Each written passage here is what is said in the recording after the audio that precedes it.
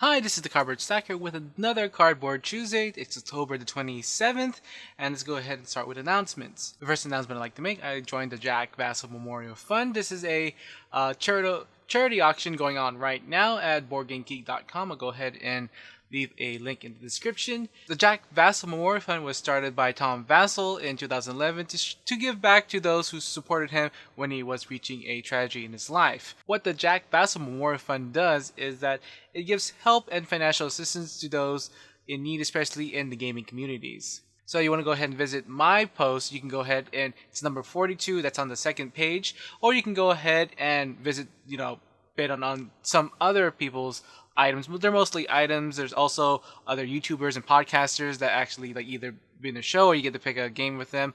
And you can also give back too by either donating an item or doing a service like I'm doing. So the second announcement that I like to make is that I'm doing some post-play videos, and this is just some very short videos, so not something elaborate as some of my reviews are, but just to give some insights on what games I played and what I really think about them, especially when I don't have the game, or when a game is I don't think needs a review or is very sensitive if I reveal anything. So you can look later in the video and see why a game would be sensitive. Okay, let's go ahead and move on to the question of the week. And my question of the week is, how important to you is replay value of the game? And for me, has to do with, I don't really think it has to do with money for me, but it's how much mileage you can get out of a game. So I really like games that actually have a lot of mileage, especially if you can customize them and pick things here and there and make a game. So games like of course BattleCon. I also like Sentinels of Multiverse. I mean, you don't actually play with the whole game, but the game itself is a whole experience. So, and I guess one of the games I'm looking forward to is 504. Now I want to hear back from you about the replayability of games. So, how much mileage you can get out of the game. When you're thinking about games and buying them, you think about the replayability of that. So go ahead and write in the comments below, and let's see if you guys answer that, and I'll go ahead and put it onto next week's video. So the Kickstarter I want to share this week is Daniel Silva's Kodama, The Tree Spirits. So this is in the same vein of one of his other games called Kigi, which is like a card placing game where you place cards like building a tree or growing branches or something like that. You can go ahead and if you want more information about that, there's a link in the description in the bottom. So one of the things that's grabbed me about this game more is the art, and I think the art's very cartoony and it's grabbed me a bit more than the one in Kigi. The Kigi is like more like minimal and a little dry for me, but this is a bit more playful and not exactly how the game works. It works almost kind of like Kigi, but it's more in the sense like a little bit more like a spiritual successor, a bit more, I guess, a bigger game for that. So I'll go ahead and look at that. So right now it's about 54,000 people have pledged it, and it's going to end on November 12th. And now let's go ahead and hear about the games I played last week and what I think about them. So I recorded last video on Monday afternoon, but on Monday night I played something, so those things didn't get added. So I went to a meetup, which is the Board of Gamers. They're actually a nice group of people, and they have like a store.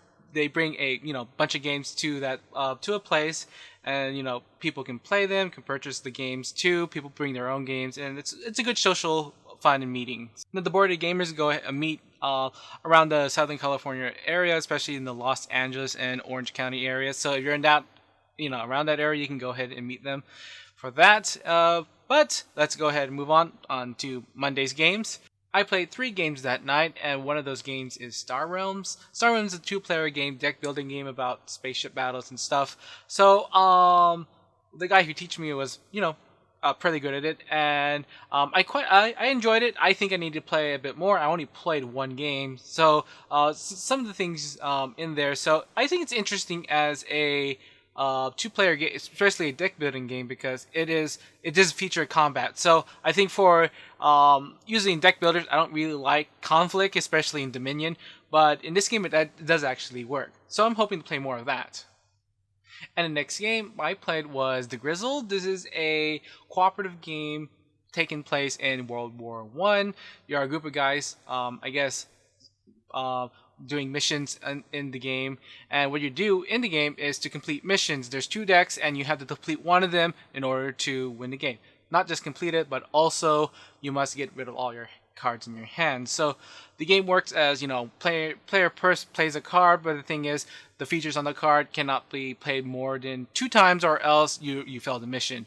The thing is, you can go ahead and kind of like stop and back away from that mission, but it'll take longer. But the thing is, the more times you take longer, you may not complete the mission, and you will lose the game. So in order to defeat the game is to get all the cards out of that single deck and play all your cards. And this is quite tough. We actually lost our first game on the first round. But we go ahead and we set up everything very quickly, and we almost got to the end. So unfortunately, but I think the game is interesting, but needs a little more play. I'm not very highly enthusiastic with it a bit more, because I guess the gameplay style, but it deserves another shot for me. So on Tuesday, I played with a couple of my friends. This Journey Wrath of the Demons. This is a miniatures board game by Marrow Productions. I believe they're based in Hong Kong. The game is very simple. It's almost a rundown miniatures board game, in the same line as Super Dungeon Explorer. I won't say that it's very violent, but I would say it's a little darker in style. I do have some problems with the game. That being that I think the missions are really, really short. Especially, we went through played the 4th and 5th mission this time. This is my second time playing, but I'm not very enthralled with it, because it's like, you go here, you end up, just beat that person. The 4th mission is very strange, because in that mission you set up a bunch of houses, and with all the monster miniatures in it, and all you have to do is hit the boss guy at the end of the houses.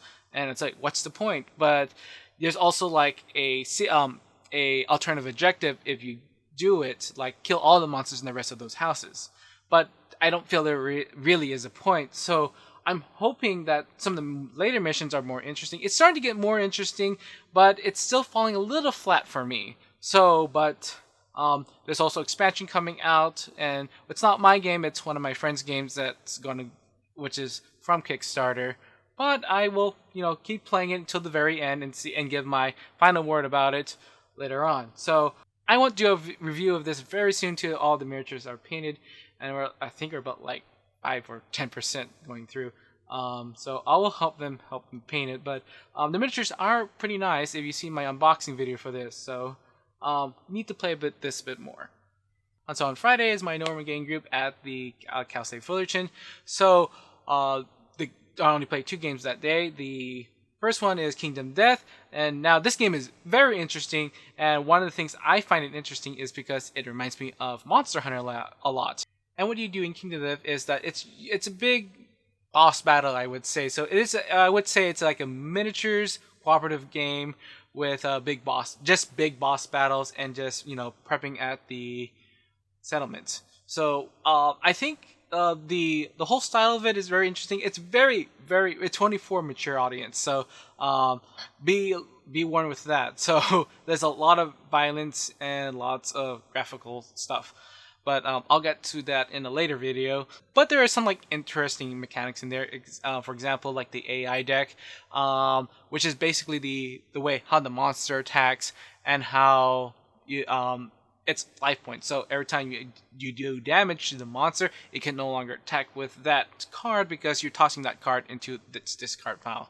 And then after you defeat the monster, you get items that you can make stuff out. But the thing is, you can't really you can't really grind a lot in this game. The game actually pushes forward every time you complete a mission. So a lot of things that remind me of Monster Hunter, and I'm a big Monster Hunter fan. I'm not very good though, but I do enjoy it a lot. So making items out of the monster, and fighting really big, very strong, and very hard to beat monster has a lot of parallels to that game. So I'm really excited to play even more about this. And the other game, Igloo Pop, I played with my friend has a custom edition which he actually made. When he bought the game, he actually had some stuff damaged, so they actually sent him, extra parts, and now he actually made a whole game out of those parts. So on the regular Igloo Pop game is you get 1 to 13. This is 0 to 21.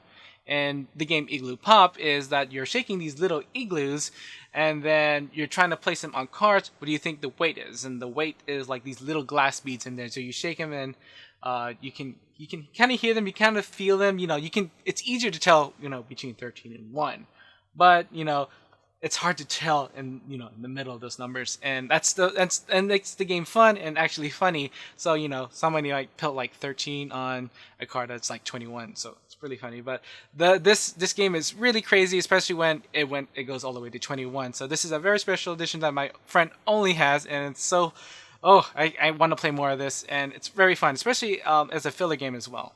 So Saturday was the day I taught Time Stories. Now I only like taught the beginning portions of the game. So on Sunday I actually taught it, but before that, one of my friends came early and we had some fun playing some Battlecon and Exceed. So I haven't played Battlecon for quite a while, more than a month, and it's very happy to play because that is my favorite game. We did play Exceed, and I have not played Exceed even though I did all those tutorials and stuff.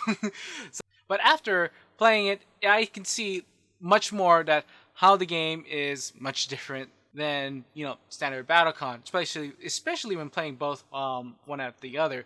So it is a different feel. It's very I can see how people think it's very similar, but in style of gameplay, I think it's different. So you can go ahead and look at my post video later for that in a later video.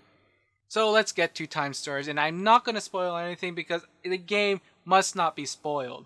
So I had a teacher. This is not the same group of friends I taught it to. This is some other group of friends that also played the game. But we did the first scenario, which is asylum. That's all I can give. It's an asylum. That's it.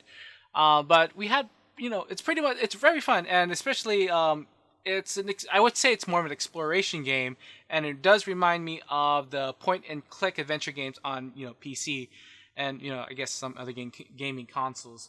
But it has strong ties to that. And let's get back to yesterday, which was Monday, and still at the Boarded Games game group meetup group.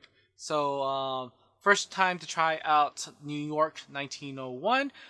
This does remind me a lot of Ticket to Ride in the way you're grabbing cards. So 1901 is basically it's a building game that you have you take cards and you claim spots in the building on the city blocks, and you're trying to do is build buildings, and you may demolish them to get more points by building better buildings and bigger buildings.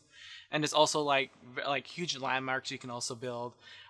Really like the game, but I think Ticket to Ride is still a better game. But I like to see actually more maps of this, and I think it might be a little different. It's because it's just only one map, so if they can make other cities, not just New York or maybe other parts of New York or something like that. But I find it very interesting. But I'll play it again. This is a game that I can teach to newcomers, and hopefully I can play more of that game. And next game I think fell flat because the person who taught me wasn't very good. The next game was Elysium, and so the game at that time didn't click for me. And I'm not gonna highly blame the person who taught us, but I can see how a lot of people really like the game. But I have to give this another go. But I almost got really, really bored. Actually, I was really bored at it when I was playing it. But there are interesting mechanics. So the game is just basically you're grabbing cards from a center pile, and then adding to all the cards interact with each other. So you might want to get there's points. You can add your cards to the place that you put them under that place. I don't know what it's called. But it just looks intriguing when I first saw it. Played it, fell flat, but I must give this another shot. And then the last game I played was Codenames. I only played one game of this, and I want to play more. The thing what happened is we were playing, and then the lights went out. So it's interesting. So for those who don't know codenames, it's like this is I would call a party game, a word party game where you there's a clue giver and there's a bunch of cards laid out, and there are two teams, and you want to do is to give the precise clues to have your team guess those words on those cards. So the thing you don't want to do is give out clues that are too vague or not. You might steer your teammates off and choose a wrong card, and that could have some really bad consequences. So must get. I think I will buy this game very soon, and it is a hit for me. And so that's it for this Cardboard Tuesday. So if you can do me a big favor, hit that like button, go ahead and subscribe to our channel, follow me on Twitter, visit our Patreon page to help support us, and keep on stacking games.